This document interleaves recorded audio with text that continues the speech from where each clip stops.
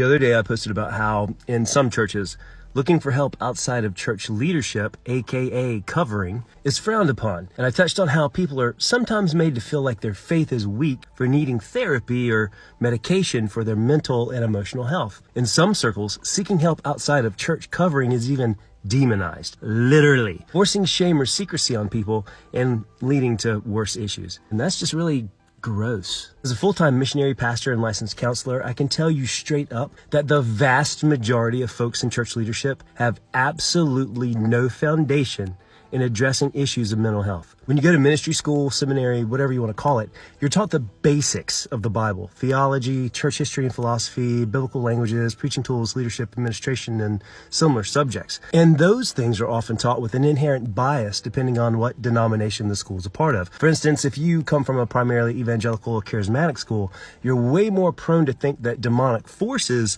are the source cause of mental afflictions more so than life experiences, abuse, trauma, or physical issues. And when you're in most seminaries, if you're lucky, you can do 1 to 2 semesters on mental health or psychology, but it's not mandatory and it's barely delved into. So that being said, I want you to know that it's okay to go get help outside of your church. Can church leaders help you? Absolutely. I believe in the power of prayer and in having loving mentors, and spiritual advisement. It's important, but it's okay to have Jesus and a professional therapist too. We've got to get rid of the stigma, whether it's psychological help, relationship or marital help, emotional help, or even psychiatric help.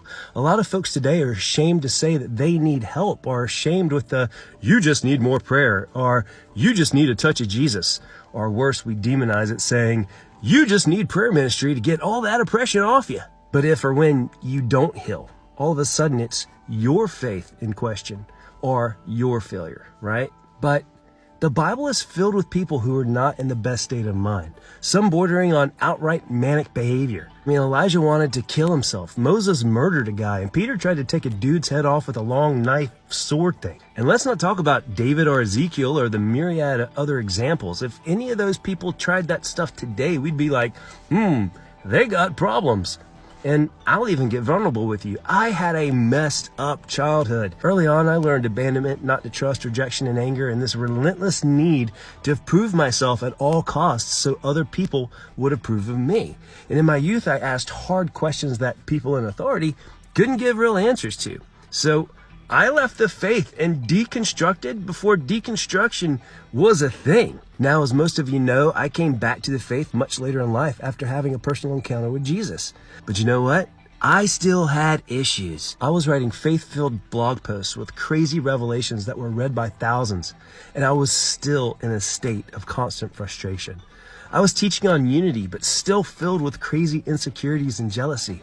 I was releasing the intimate joy of the Lord from multiple platforms, but hours later, I was yelling at my wife and kids. I was never abusive or anything, but I had this constant chip on my shoulder. I spent too much time waiting for someone to nudge it so I could explode. I was calm like a bomb.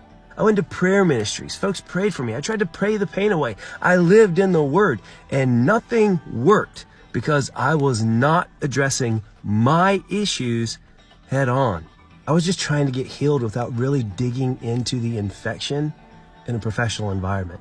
I needed professional help, so eventually I went and I got some. And man, it's been so good, leading to real change over the years. I started unwinding this coiled spring. I started seeing my own triggers and digging to the root of the problem. And you know what? Jesus was involved with that too. He was there helping me through it with my therapist. Too many of us look at Jesus like he's some magic spell that we can just recite his name and all the pain goes away. And yes, I believe in healing. And yes, I've seen miraculous things. But it's usually hard labor that takes a person from point A to point B to C that creates real, lasting change. If you pray for Jesus to move mountains, don't be surprised when you wake up next to a shovel. I'm just saying. It's okay to go outside of your church covering to get therapy. It's okay to go outside of your church covering anytime you want. And if anyone has a problem with that, that's their issue, not yours. And if they do have issue, do they really have your best interest in mind or theirs? God equips and gifts people with practical knowledge and resources that will help you in your struggles. And it's okay. If you need help, Don't be ashamed to reach out, and don't let any person not trained in mental therapy try to stop you from receiving help. It can change your life for the better. I'm living proof. Sometimes that touch of Jesus you need comes through professional counseling. And click the pinned videos for more.